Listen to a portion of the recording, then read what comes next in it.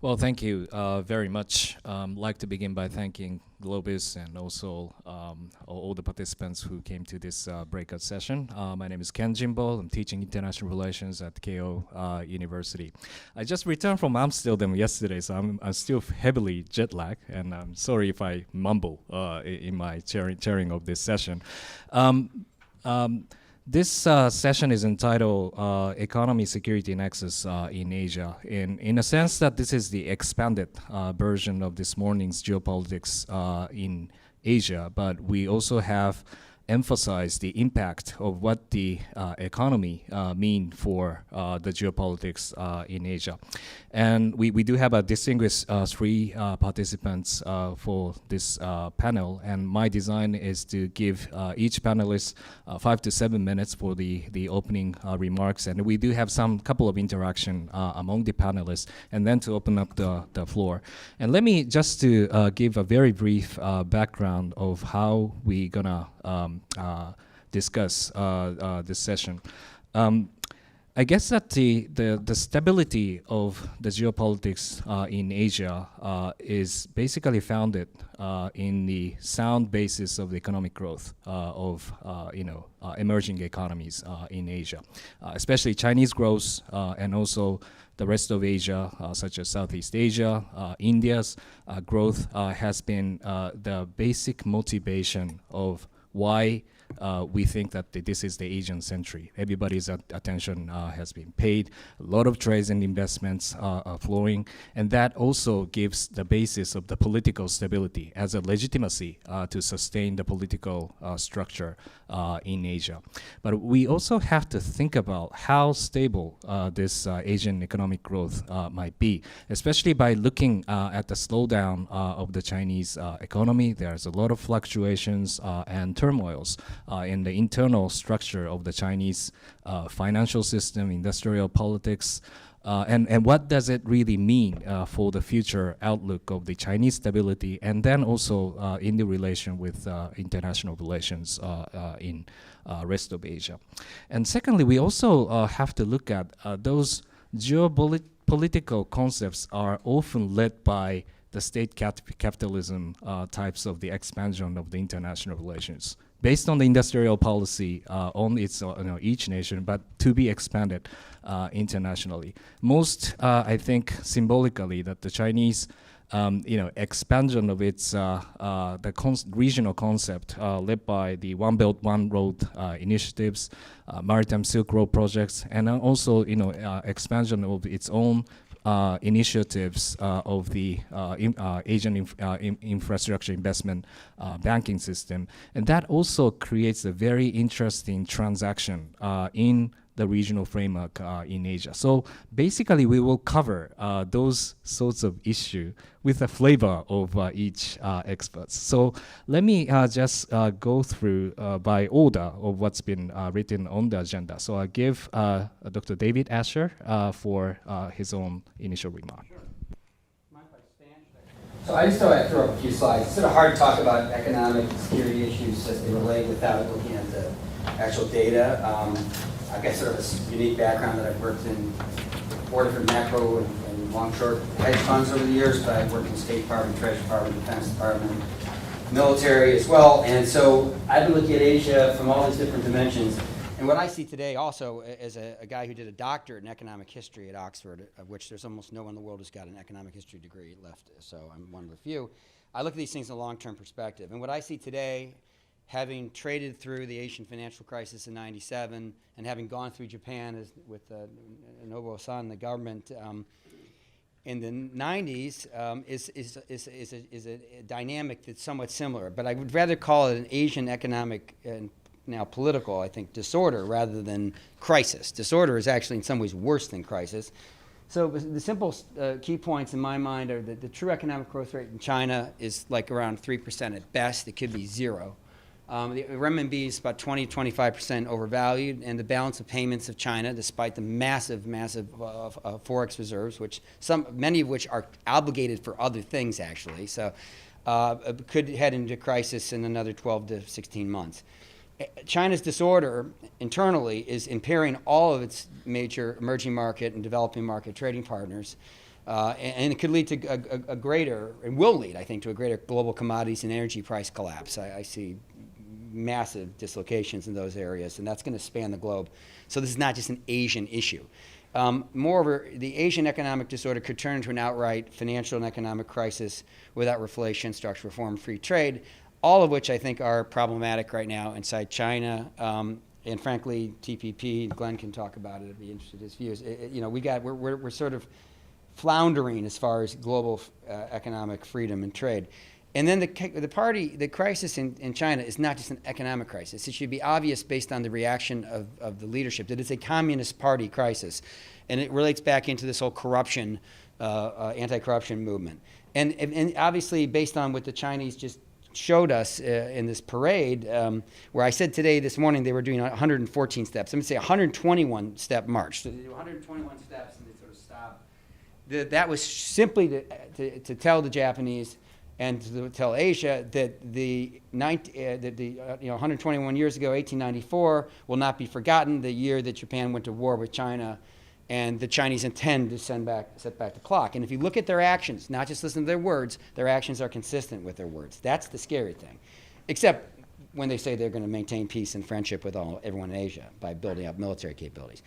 And so, the broader implication of this is not just a decline in hegemonic order and stability in Asia, it's global. It used to be that Li Ka-shing, by the way, who said he had little faith in Chinese officials' GDP statistics before he became premier, and he said he preferred to instead look at electricity consumption, rail freight volumes, and credit growth. It used to be that sort of correlated with the actual official growth numbers. Today, it's massively broken down. Based on the premier's own index, China's economy is growing 3%, not 7%. So somebody is not telling the truth here. Chinese industrial production number just came out. It was up 6.1%. My guess, looking at the partner country statistics, like Korean exports or Taiwan exports to China, which have always correlated with Chinese industrial production, they were all down the last 3 months. Chinese industrial production figure is not truth. It's not truthful. And if you look at the Chinese own internal public leading economic indicators, they're all pointing down with the exception of the consumer. And this was taken before the financial market rout in Shanghai. So, when we, whatever the statistics are now, I'm increasingly concerned that they're not accurate. What is irrefutable is the renminbi remains hugely overvalued based on real effective exchange rate. This is the real effective exchange rate from the IMF. That's versus the dollar. That's versus the 38 partner countries in the Eurozone. And this is versus Japan. So Japan has had a massive competitive devaluation versus the renminbi. Look at this gap. Now, people say, oh, well, Chinese export competitiveness won't be affected by the exchange rate. I think that's absolute nonsense. Of course it's going to be affected positively by the exchange rate. They've been losing investment to Vietnam and to other countries in Southeast Asia because of the cost of labor is too high. The problem with their exchange rate is it's too high, and the Chinese don't trust the financial markets, and the rich Chinese are leaving like crazy. This is the capital account outflow based on the last quarter. The next quarter statistics will be coming out soon. But you can see how this that's the renminbi there. That's how what drove the renminbi down. I expect that capital outflow eventually to drive the renminbi down. I was in Korea with senior officials, and they said, we don't know if it's next week, next month, next year, but eventually the Chinese are going to have to get realistic about this thing. Because, if they don't, they're going to start to run low on foreign exchange reserves. This is the $94 billion drop month on month in Chinese foreign exchange reserve, which just came out last week. It's a pretty. That's the exchange rate. That's the foreign exchange reserves. And so they're and the key thing is this. China's devaluation, whatever you want to say, it's only 4.5%. It sent emerging markets down like 15 to 25%, depending on the market. It's a global shock. So if they were going to devalue, they should have just devalued. They should have just revalued the currency in line with real fundamentals. Instead, they just created a partial repeg of the currency and triggered a crisis across the emerging markets. The problem is the emerging markets have a huge problem, which is different than before. It's not like the Asian financial crisis. They have massive private sector debt that's not bank debt, it's commercial debt. And it's in the hands of every pension fund that's probably in the world, and including here in Japan. It's in money market funds. And so we got over $30 trillion in emerging market debt outstanding, most of which has accumulated since 2010, 2012. So it's really a post-financial crisis phenomenon. And you know, the fundamentals that have driven the Chinese economy, this is Chinese real GDP in blue, this is US household debt. You'd think, why are they so correlated? Well, US has been the consumer of last resort for China and other export countries in Asia. And the US consumer, and as indicated by their deleveraging and household debt decline, are getting smarter. This is the amount of emerging market debt, mostly in Asia, some in places like Chile and Australia as well, and farther in the Pacific. It's accumulated since, and actually that's not emerging market in Australia, but this is the emerging market debt since the last year. It's gone up massively. So 1997 equals 100. It's gone up in 2014, like 38%. So that's just ridiculous. So the total amount of emerging market debt, which is estimated at $276 billion, just an increase in the last year, could be actually double that if you measure it accurately. Okay, just quickly. The problem here is the global commodities markets are just fundamentally sort of messed up, and as is oil. There's massive production growth in the Middle East in oil. I believe that the Iranians are, as Nick was sort of suggesting, but I'm suggesting maybe more, are really at war in energy terms with the Saudi Arabians and vice versa. The Saudis are out to flood the market with oil and undermine the Iranian regime and affect Putin. And there's only 2 countries in the world that cannot afford oil, absolutely can't afford oil, at $20 a barrel, which Goldman Sachs just predicted. We'll see what the truth is in Brent by the end of the year. Russia and Iran. I mean, you'll have revolutions there. This is what's going on, though, in another place where you could get revolutions. The commodities exporting countries, ironically, who would have thought that Australia could have a financial crisis? But this is what happened in the 1990s, all these booms and busts. This is what's happened since China started buying commodities. Gold bullion and copper totally correlate. So I'd rather own copper than gold. David, you have one minute. Okay, so what's going on in the midst of this? Chinese defense spending is going crazy. China's military incidents in the Middle East, in the Southeast China Sea are increasing. Chinese are building airstrips in the South China Sea, equidistant between Guam, and, as I mentioned, and this morning, and Taiwan. And they've just introduced, I wrote 114 steps, it's actually 121, but they've introduced this new plane, the H-6K, which can carry nuclear weapons as well as conventional payloads all the way between the two. And they can also launch this missile, the DD-21, to take out our aircraft carriers and our facilities there. So my conclusions are pretty much what I said before, and that I think that we're not just heading toward a disorder. We are heading toward a reorganization of the international map around multipolarity, multiple powers in charge, China increasingly in Asia, and it will not be stable. Thank you. Well, thank you, and sorry to rush you to conclude your presentation, but seemingly that David has offered a lot of striking figures on how troublesome that the current trajectory towards the Chinese economy, and it's all but the statistics. But by looking at the later slides, that there has been a continuity over the spending over the defense, and there are assertive behaviors in the neighborhoods.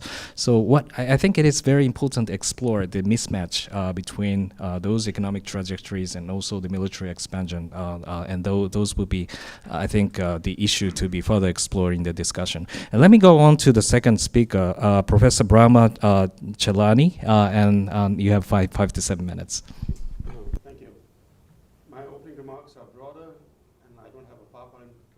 So I can sit and speak. When the Cold War ended, some analysts romantically visualized that geoeconomics henceforth would dictate geopolitics. That hasn't happened. Economic forces, for example, have failed to open up autocratic political systems that thrive on market capitalism. Economic power is playing a greater role in international relations, yet security issues remain central, with political risk dominating the financial markets. The mutually shaping interactions between economics and security are a major feature of Asian geopolitics. Asia is at a defining moment in its history. The future will not belong to Asia merely because it's the fastest developing continent, In fact, the international spotlight on Asia's rapid economic rise has helped obscure fundamental security challenges that Asia faces. At the heart of the nexus between economics and security in Asia are three fault lines whose ramifications extend to global markets. How Asia handles these fault lines will determine its own future. The first fault line is the growing gap between economics and politics. Asia is coming together economically, but not politically. Politically, Asia is becoming more divided. Political integration in Asia is lagging far behind its economic integration. This dichotomy is a reminder that growing economic interdependence and booming trade by themselves are no guarantee of moderation or restraint between countries. In fact, if you look at rival states in Asia, they all boast booming trade. The more China-Japan trade has grown, the more that relationship has become fraught with tensions, nationalistic passions, and other issues. The only sector in the bilateral relationship between China and India that has thrived is trade. Trade grew 20-fold between the year 2000 and 2010. Far from helping to turn the page on old rifts, the booming trade between China and India has been accompanied by new rifts and new military tensions. This goes to show that unless estranged neighbors do not fix their political relations, economics alone will not be sufficient to stabilize their relationship. Fault line number 2 is the so-called history problem in Asia, or how the past threatens to imperil the present and the future. Historical distortions and a failure to come to terms with the past have fueled competing and mutually reinforcing nationalisms.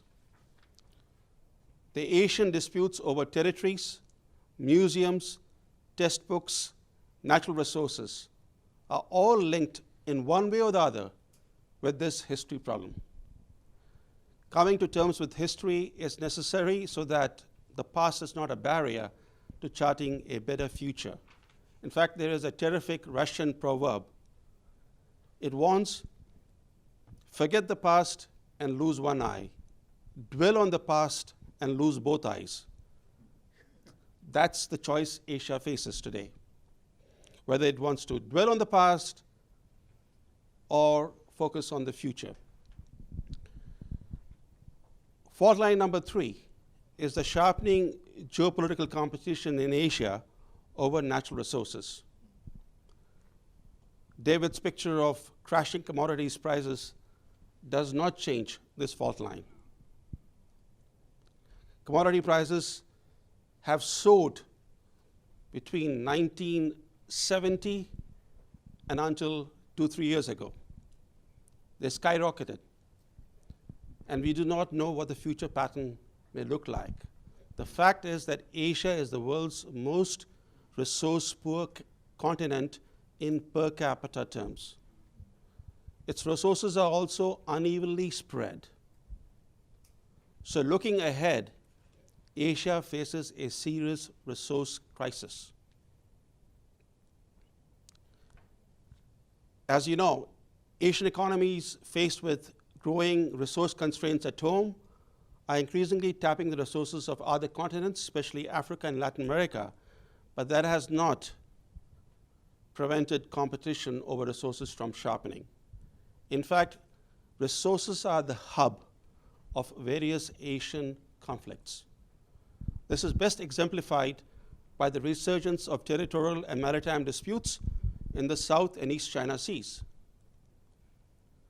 To be sure, there's also a military dimension to the claims and actions, including the building of outposts on reefs and islands in the South China Sea, or the declaration of an air defense identification zone in the East China Sea.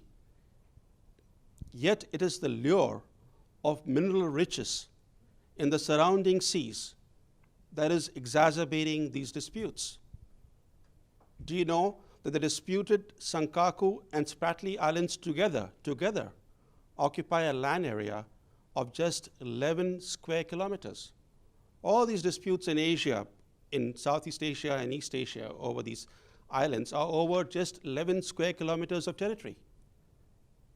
It is the surrounding seas that supposedly hold rich hydrocarbon reserves beneath the seabed that is driving these claims and counterclaims. Similarly, what is the common element in the territorial issues over Tibet, Kashmir, Golan Heights, and Central Asia's divided Fergana Valley? The common issue is water.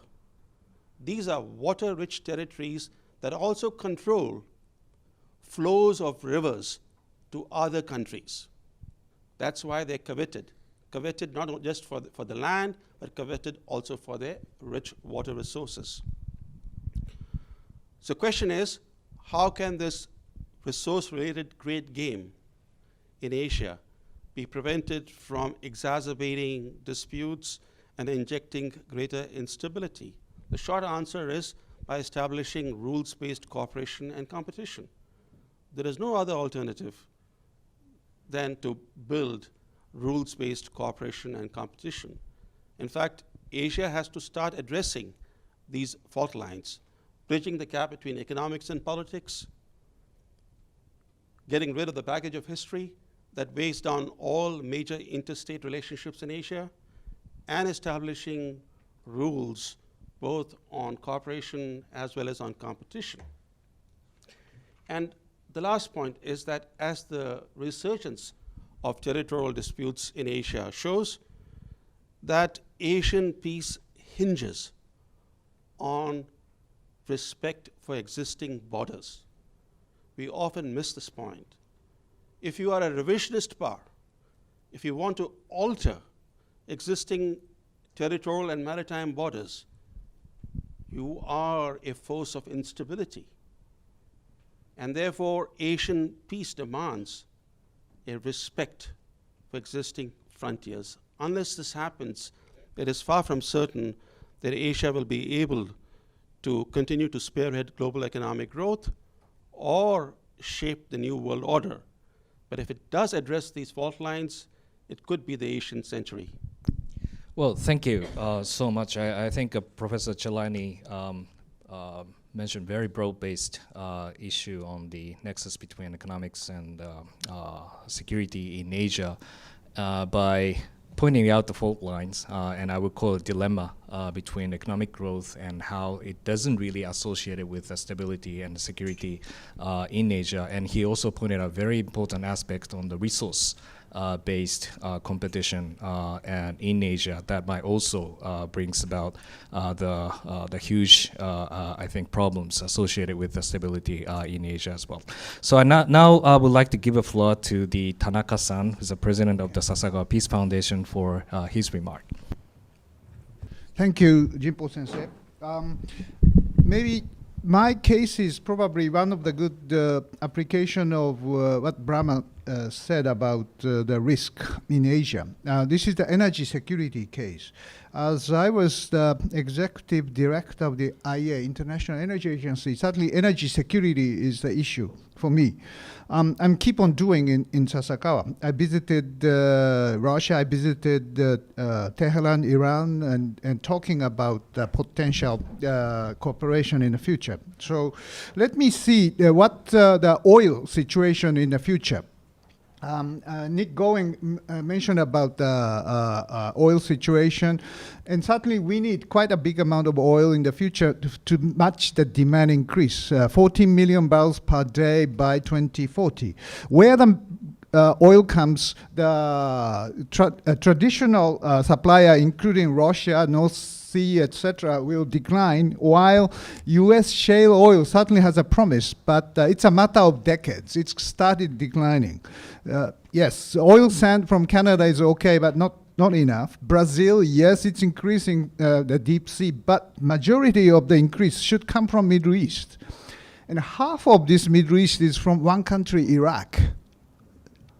And can this happens as such if the oil price is low as this, and also ISIS is working in Iraq as such, can we really see this increase from Middle East? Because the lower prices will hit severely to such country like Brazil, Canada, and United States. So we may expect more from the Middle East, which is going to be much more unstable in the future. So this is a risk of the resource in the future.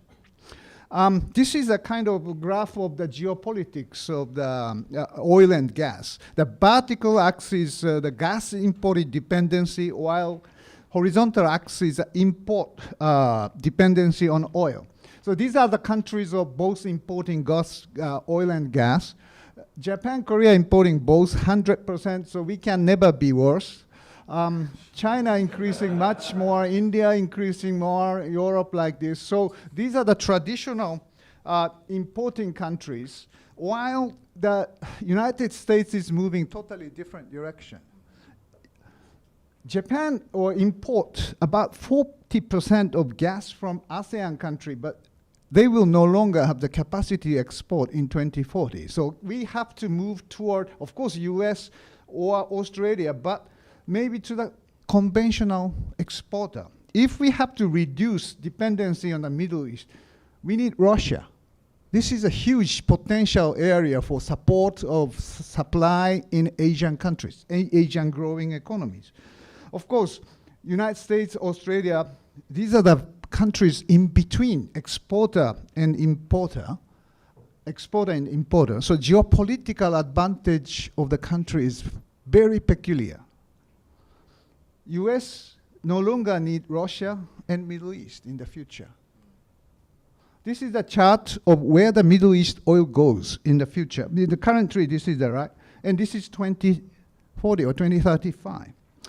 China, India, Japan, Korea, this country needs oil from Middle East, while no longer the United States. Will US continue to protect the free navigation of the Strait of Hormuz? Who knows? I think certainly US will do that, but with the fair burden sharing from these countries, free riders, China, India, Japan, Korea. So Abe government is preparing for the collective self-defense arguments to send minesweepers. That make good sense. But probably it's better to think about collective security framework of protecting sea lane among these countries, at least at the Strait of Hormuz or Persian Gulf. South China Sea is different story, of course. This is a collective energy security kind of chart of explaining different European model. Europe is, this is the ranking of self-sufficiency rate by fossil fuel, and green is the natural energy source. The yellow is nuclear. So those countries who lacks the fossil fuel and the renewable energy source will use nuclear for supplement. Such countries like France, Belgium are using heavily the nuclear power. But Europe, with different self-sufficiency rate, but average here, 28 European countries has about 50% of the self-sufficiency rate, very well diversified. But it is not average, but they are connecting each other by grid lines and pipelines. While Japan, Korea is very separated from each other, and Asian countries are not connecting very well, except China. China's energy security policy is connecting pipelines rather than protecting sea lanes. Already more than 50% of the gas into China through the pipeline. And it's getting more the case if Russia starts selling gas through the pipeline. So one belt, one road strategy or new Silk Road strategy of China is certainly securing energy by pipeline strategy. What Japan should do, or what Asian countries should do, facing this kind of situation. Europe is connecting each other. So Germany, in the middle of this connectivity, certainly can get rid of nuclear. Japan do not have any luxury of losing nuclear power. This is another big issue for us now. Final chart. Son Masayoshi is proposing Asian supergrid. This is very visionary idea, but I think it is good idea. So one of the answer for Brahma is that maybe energy security is a common threat for Asian countries, including China, Korea, Japan, Taiwan, ASEAN countries, and India. Why not start talking about how can we connect the power grid lines and pipelines? And Russia is going to be a very important player to connect the power lines as well as pipelines. So this kind of framework may eventually yield to the more peaceful Northeast Asia or Asian relationship, just as Europe started with ECSC controlling coal and the steel among European countries, especially France and Germany. Can we build some new energy security framework, eventually, let's say, peaceful East Asian relationship on this kind of discussion? This is my proposal as an energy security person. Thank you.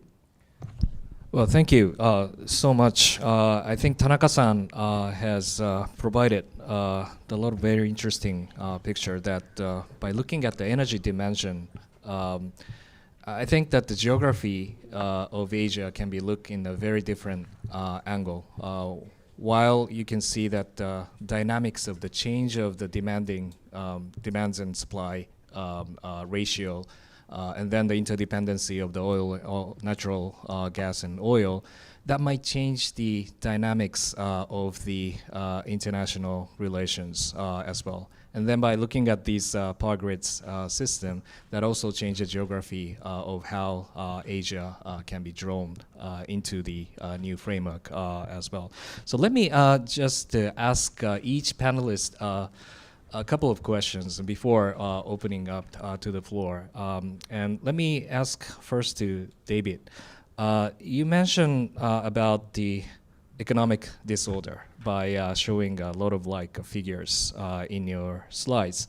And I would like to ask that what would be your most kind of probable scenario, especially when you see the downturn of the Chinese economy by looking at the different sorts of figures, while that many of the neighboring states in Asia, the number one trading company became China. So there has been a lot of transactions between the economic status of China will spill over to the whole Asia's economic dynamics. And what would be your, transcending your Chinese national statistics? If that happened in China, what would be the statistics to be spilled over to Asia? Let me know your viewpoint on that.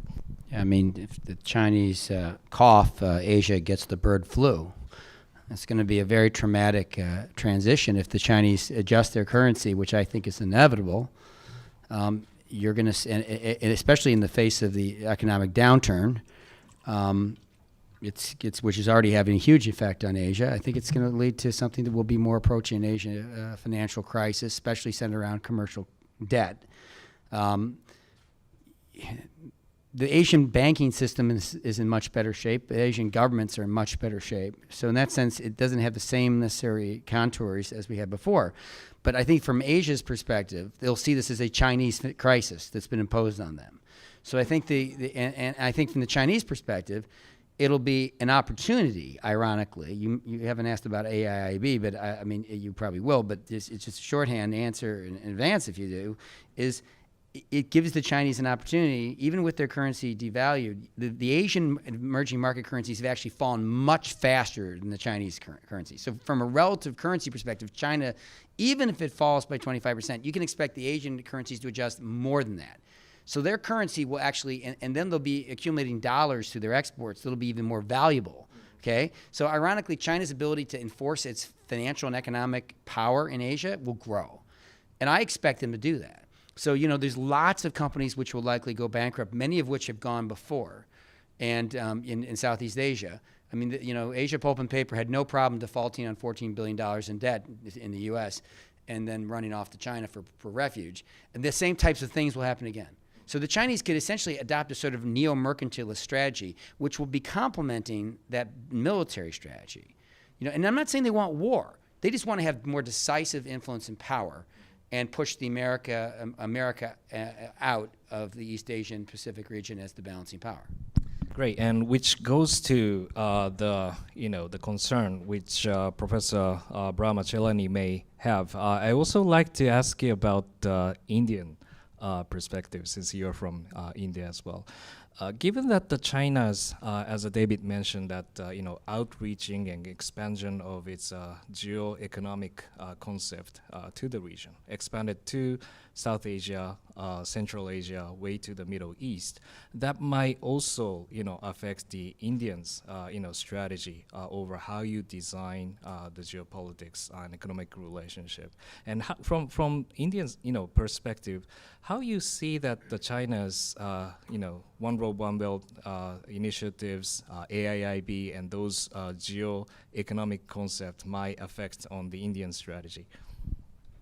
Well, first, the slowing Chinese economy impact on India is not going to be serious. In fact, the current impact on the Indian currency has been marginal. The Indian economy is largely insulated from developments in China, though there will be some impact, but it won't be a serious one. I think the primary impact that an increasingly assertive China is having on India is in the military sphere, because the international spotlight has been on China's assertiveness in the South China Sea or its assertiveness in the East China Sea. Not many have focused on China's growing assertiveness along the Himalayas. Japan is very fortunate that it's separated from China by a sea. India does not have that luxury. India has one of the longest borders in the world with China, and China disputes the entire border. Hundreds of military incursions from the Chinese side happen annually. On average, there's one incursion per day. The Indians have got used to this pattern of incursions. Compounding that situation along the Himalayas is this new plan by China to mount a challenge to India from the south, from the oceans. The Silk Road Initiative, you call it One Belt, One Road Initiative, that's actually in two parts: an overland maritime Silk Road and a maritime Silk Road through the Indian Ocean. And the Maritime Silk Road Initiative is the new name, let's face it, the new name for China's old string of pearls strategy. Let's not confuse Silk Road with something else.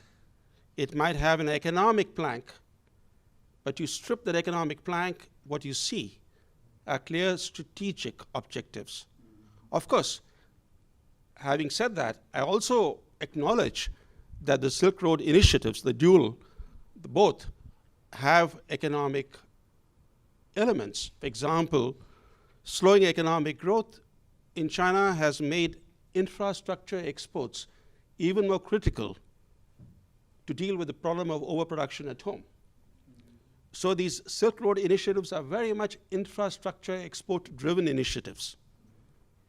But they're also designed to create economic and security alliances along vital sea lanes of communication so that China in the years to come can be the preeminent power in Asia.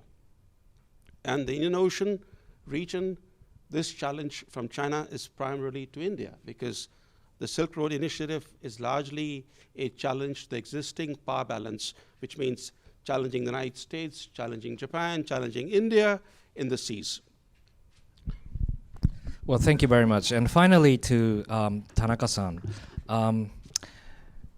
I was very much struck by the figure you show about the the natural gas supply, especially to Asia, and then seemingly that the traditional supplier will be fading out, and then that the growing importance of Russia and emerging economies in Latin America, and also traditional suppliers in the Middle East of the strategic importance will even increase.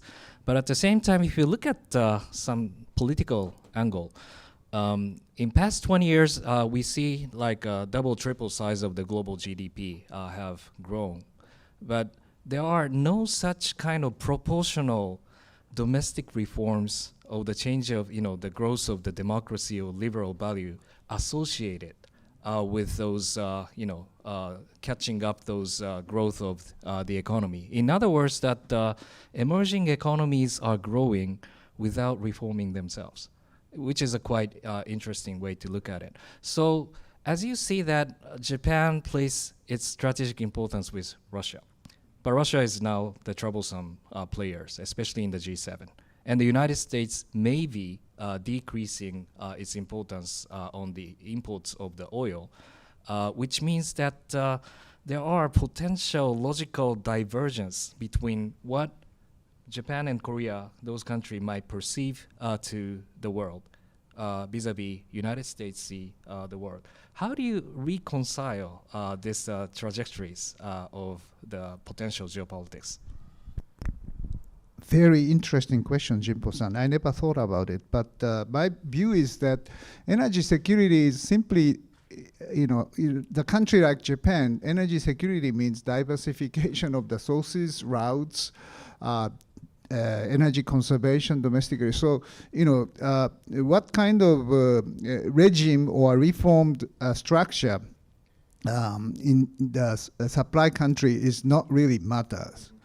So we need to have, we should not use the energy, supply or importation as a tool to change the structure or political structure of the supplier.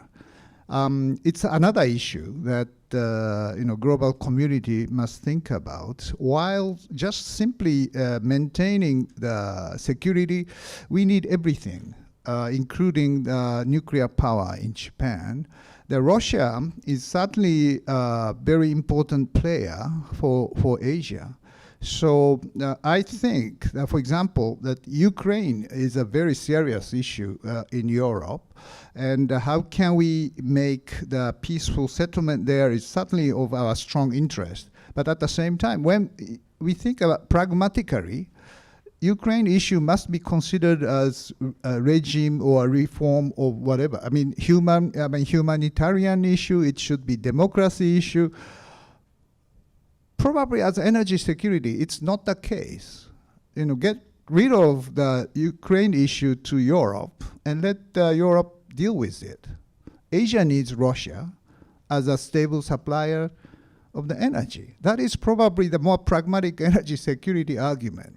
Of course, both of these things are related and connected to each other. It's not easy. US sanction, it's a reality. But at the same time, the same thing in Iran, for example. Iran has changed its domestic policy or religious fundamentalism as such. I don't know. But now US thinks it's more necessary to have the Iran back to the global community by changing the, let's say, sanction policy and in a deal with nuclear proliferation issue. So, in fact, the geopolitics or supply of energy, well, these things happens from time to time. Great. Before opening up the floor, I suspect that David may have the point of view towards Tanaka-san's statement on the Russia, Iran, those issues. I understand the logic of Japan's policy toward Russia, actually. I just think we need to deal with Vladimir Putin, the tiger who's increasingly in the cage of the oil market. I mean, and my concern about Putin is, and this gets back to Professor Chelani's really great interconnecting of the security and economic cleavages, is that Putin can't afford, as I said, $20, $25, $30 oil for long. I mean, he'll have to do something. And what he's doing right now to support the Iranians in Syria, and in effect, support them in Yemen. And the final thing about the thing about Yemen that matters is the Houthis in Yemen are related ethnically to the eastern provincial tribesmen, where all the oil is in Saudi Arabia. I have no doubt in my mind, as a guy who used to work at CENTCOM dealing with the Iranians, that the Iranians' goal is to stir up trouble in the oil belt in Saudi Arabia. And I have no doubt that the Saudi Arabians are firing back right now by trying to drive the price of oil down to crazy levels, knowing that it's going to kill the Iranian economy and kill Putin. So this is a sort of new Cold War that could get very hot. Because what would the only man that would really benefit, only country would really benefit from becoming a new swing producer in oil, if the Persian Gulf got blown up, would be Russia, and Putin would be a survivor. I think he's capable of thinking that level of Machiavellian thinking. Very interesting. And now I think it might be the time to open up the floor for everybody to interact. Please, the gentleman. Thank you very much. Tatsuo Mas from NUCB Graduate School and former IA officer. This is fascinating. Thank you very much for stimulus and great ideas to think about. One comment and one question. Question goes to Tanaka-san, my dear friend. My one comment is, I didn't hear anything about common causes to work together, like climate change. Why not any idea of climate change is the only credible cause to work together for countries is not discussed here? No comment. And a question to Tanaka-san is, yes, I completely agree with what you said, and I really care about the geopolitics of those. But there are new group of people who are very serious about climate issues. They are working like hell to develop new technologies to decarbonize the energy system. And no one knows when those new technologies or innovations will, break out and diffuse across the continent. In that sense, the dependency on fossil fuels, hydrocarbons, may gradually shift to something else, cleaner and locally available. And that's going to give us completely new set of geopolitics, maybe diffusing geopolitical tensions. I'd like to hear a comment. Thank you. Okay, Tanaka-san. Thank you, Masuda-san, for the good comments. Yes, global climate change as a possible issue for energy security, because by changing from fossil to the renewable energy or nuclear or more energy efficiency, certainly, it helps the climate change, but at the same time, energy security. So new technologies like fusion or new advanced fast reactor system, that is the way that Japan should move, and as a very important option. Meanwhile, that even the oil-producing countries, like in Middle East, are very serious about nuclear power, because they know eventually the fossil fuel will deplete. So, but at the same time, Japan's role is that if the Middle East wants to use a nuclear power, it should be safe. It should be non-proliferation, proliferation-resistant, or proliferation-free, or waste management is much easier. So we need to develop such technology and promote the sustainable nuclear power. That is another subject which I'm doing at Sasagawa, by the way. But certainly I agree with you that new innovation and new technology will definitely change dramatically the future of the energy perspective. Very briefly, combating climate change is not just a matter of science or a matter of technology. It's a matter that is tied inextricably with international geopolitics. And if you look at the climate change negotiations, various important states have tagged on to the issue of climate change assorted national interests. Unless we do not discuss and debate climate change dispassionately, remove the baggage of geopolitics, think ahead, think of a more sustainable world, we will not come up in my view, with any long-term approach to combating climate change. Today it's very much tied up with geopolitics. Okay, now goes to Shikata-san.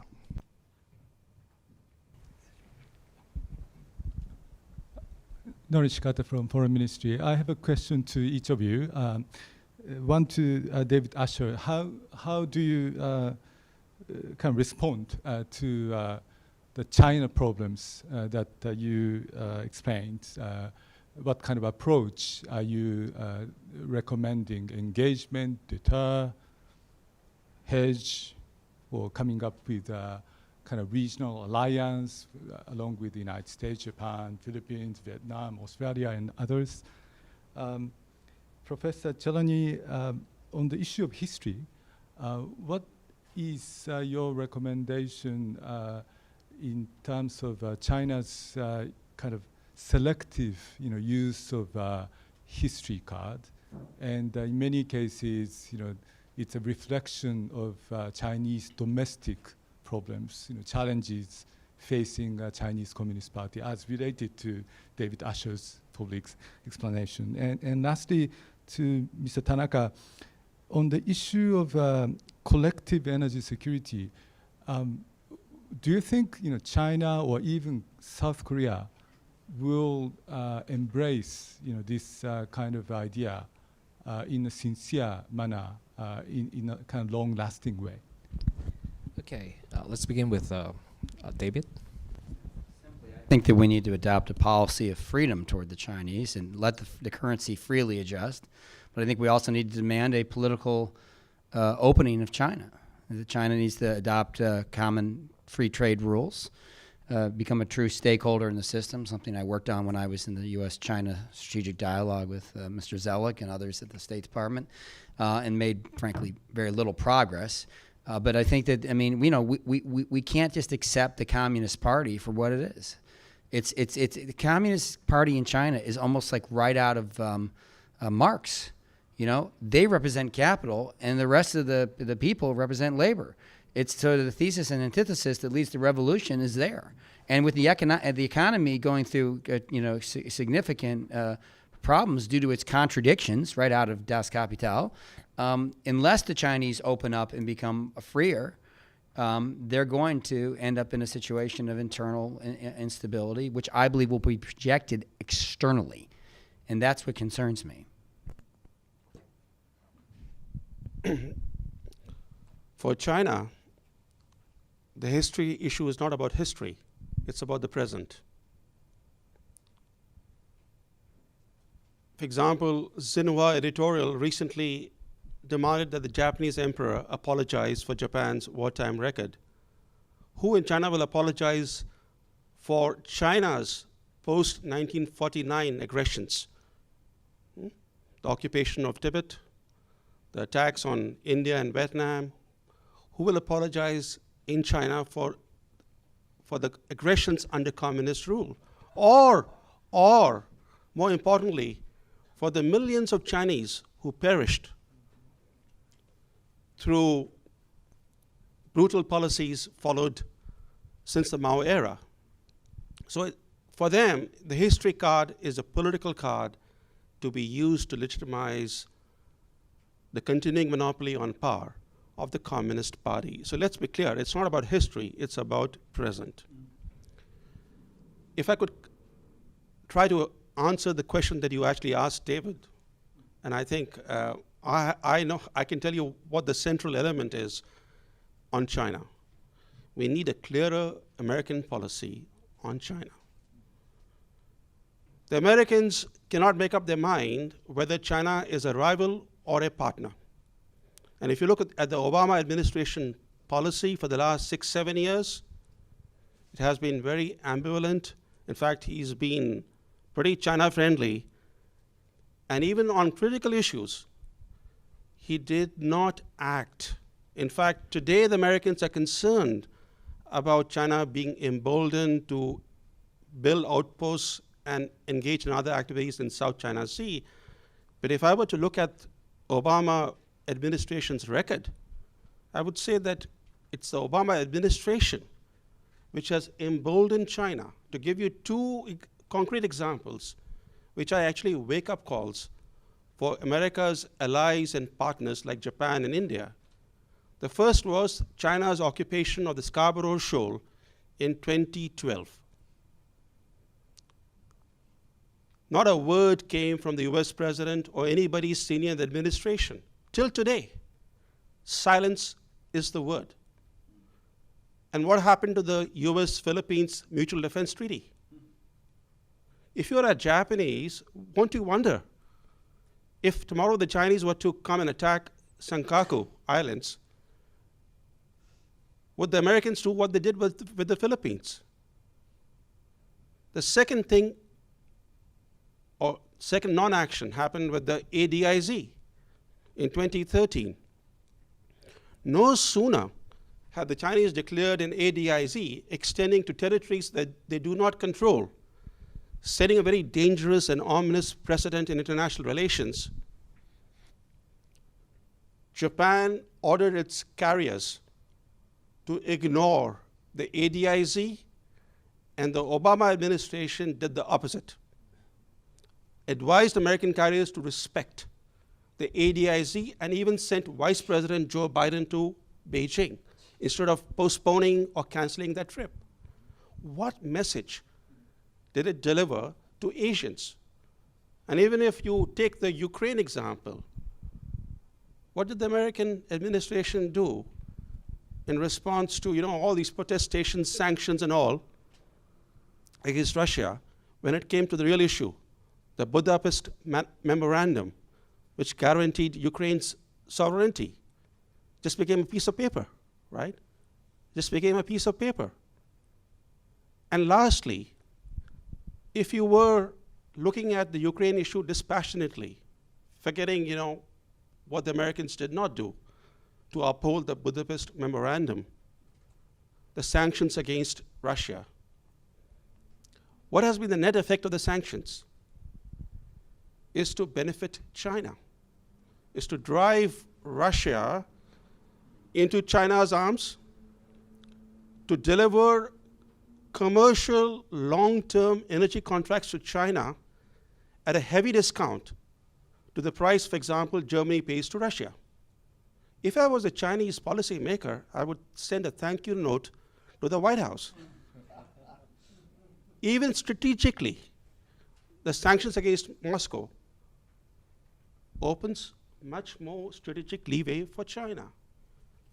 Our American friends have to think long-term. Unfortunately, they get driven by short-term passions and forget the long-term interests. And often you can see, despite having some of the world's best think tanks in the US, having some of the best minds in the world, look at the mess in American foreign policy.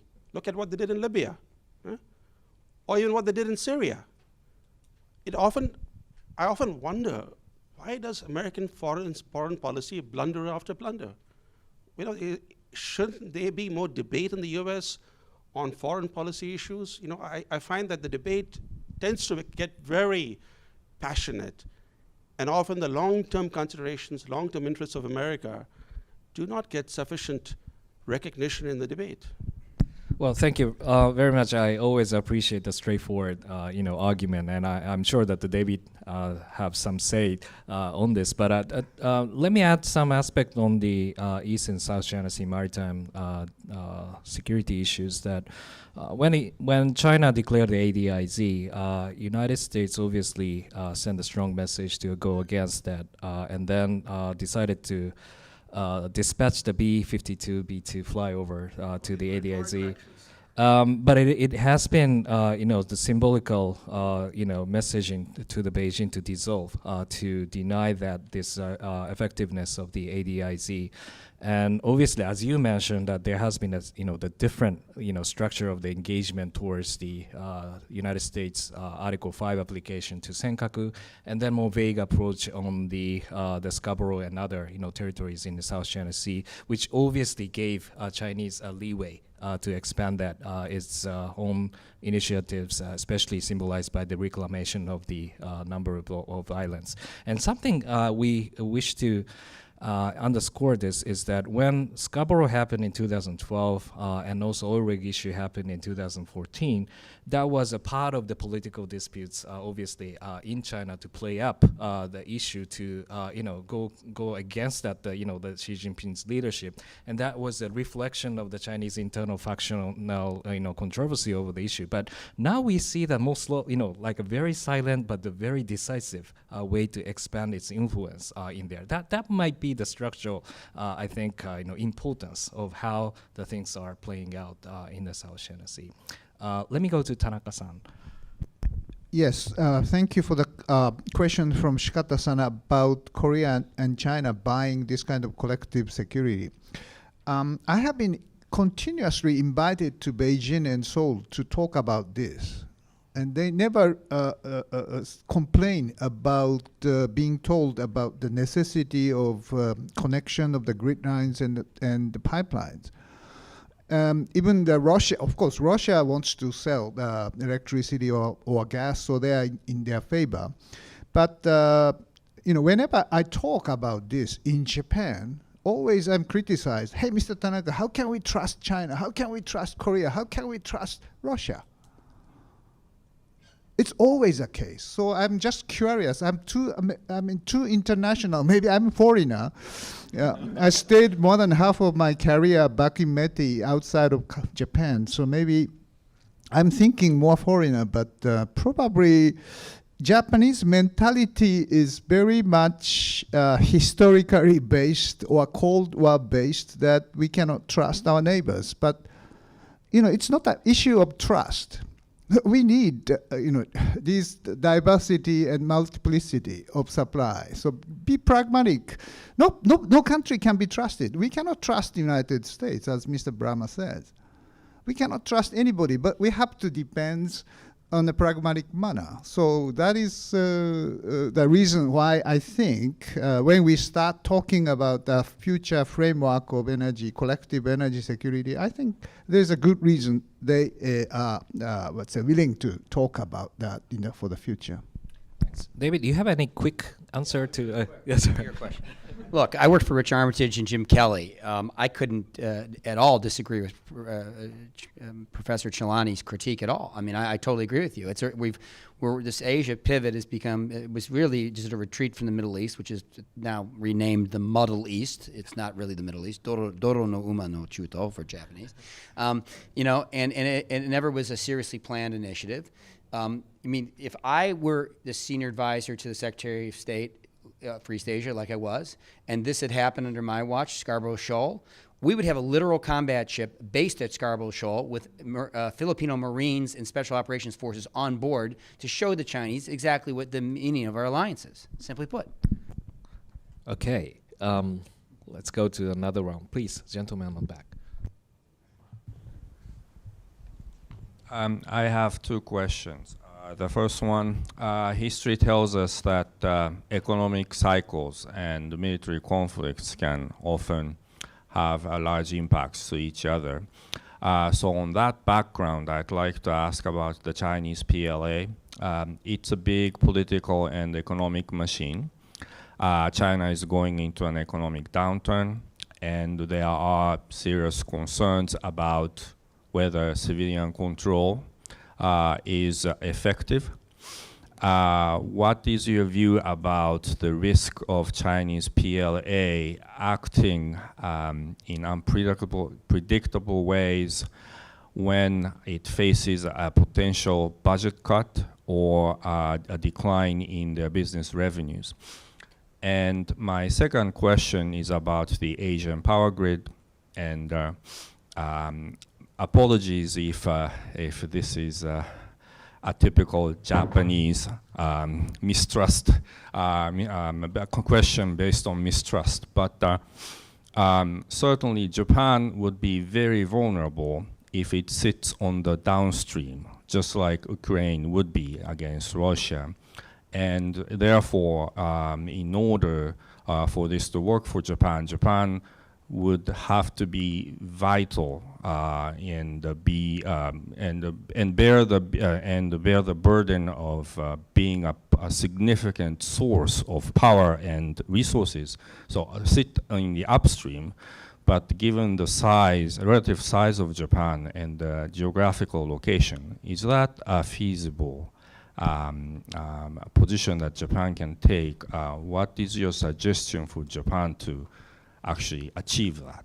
Okay. David, would you like to take a first question? I mean, regarding the PLA, China reminds me today of Germany before World War I.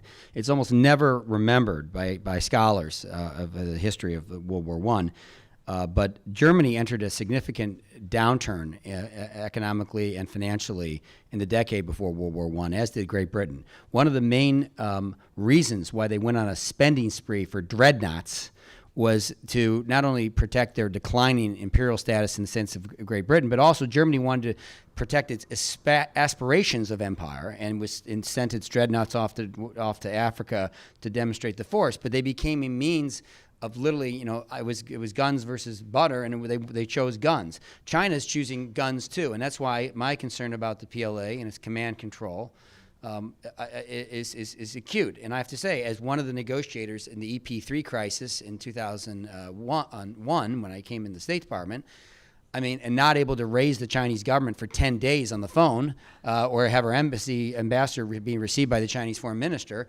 I mean, I'm concerned that, and we heard earlier, by the way, that the PLA crashed. Our plane attacked their plane. EP3 is not going to attack a Chinese fighter jet. That fighter jet flew into our plane and almost killed everyone. The plane crash landed. So the point is that the command control in China was bad then, and the dominance of the PLA was bad then. It's 5 to 10 times worse today.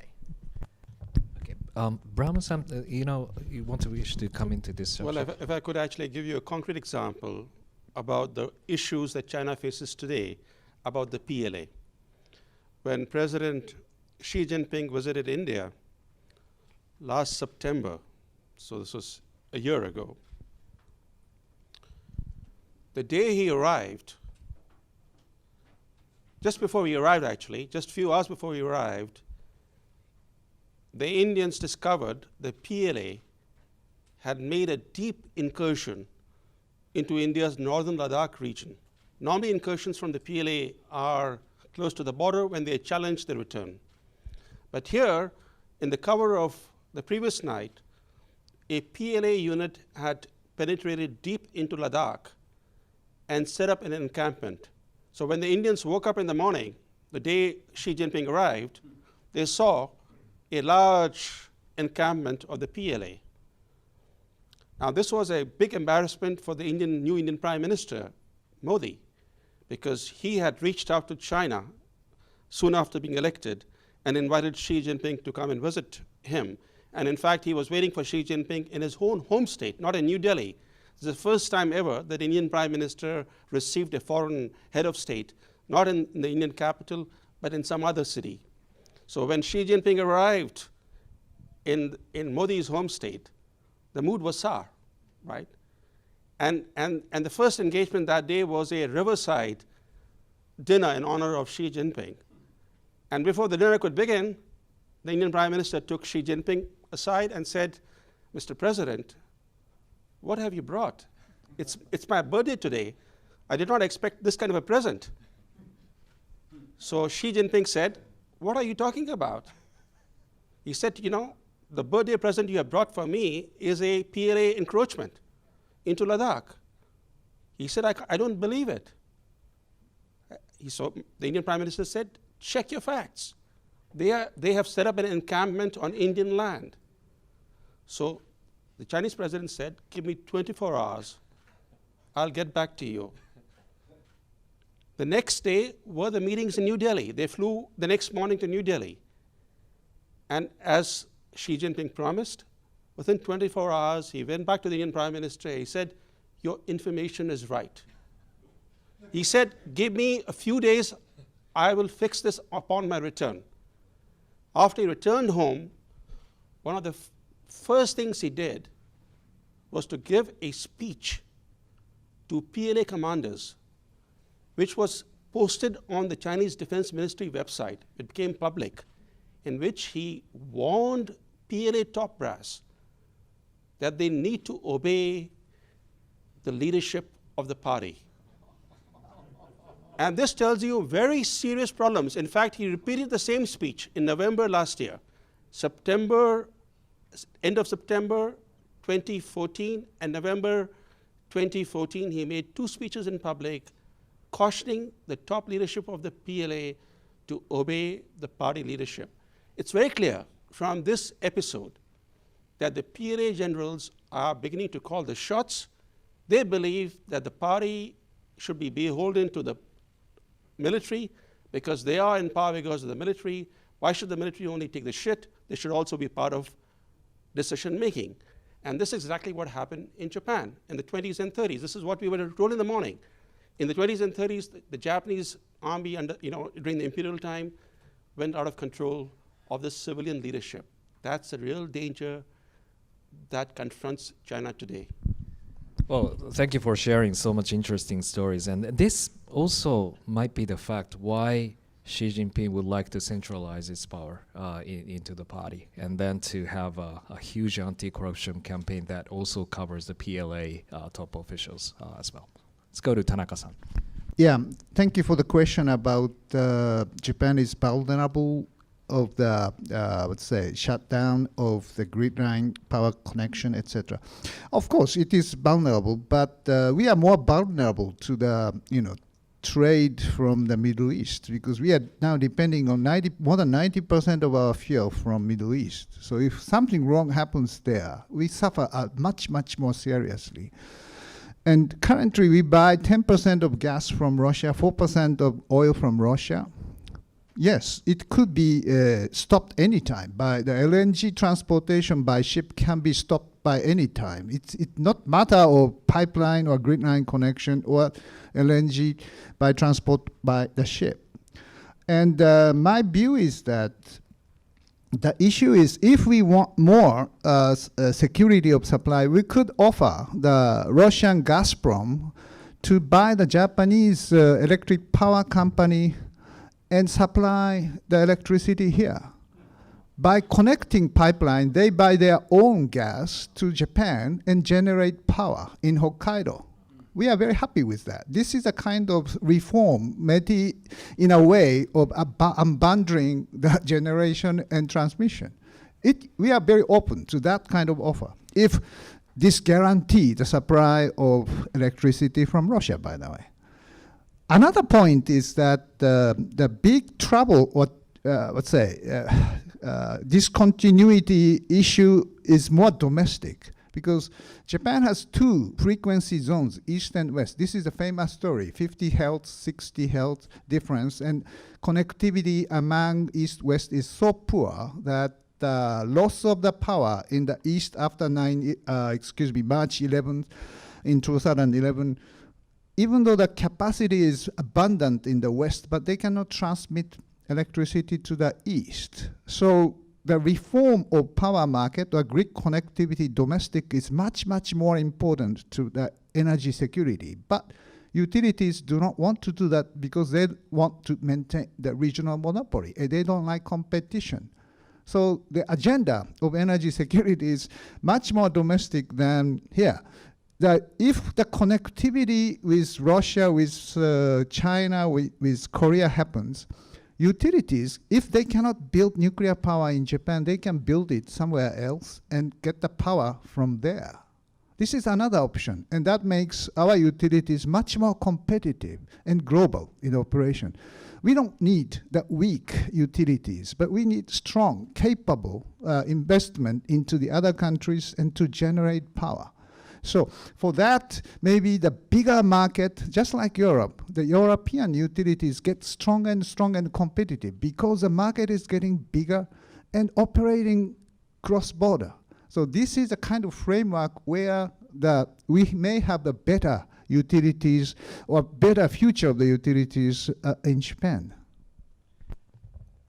Well, thank you so much. Unfortunately, the time is almost up, and then I think it has been a very fascinating panel that and also the discussion with audiences today. And last thing I do is to ask you to join to thank all the panelists for their presentation and interaction with you. Thank you very much.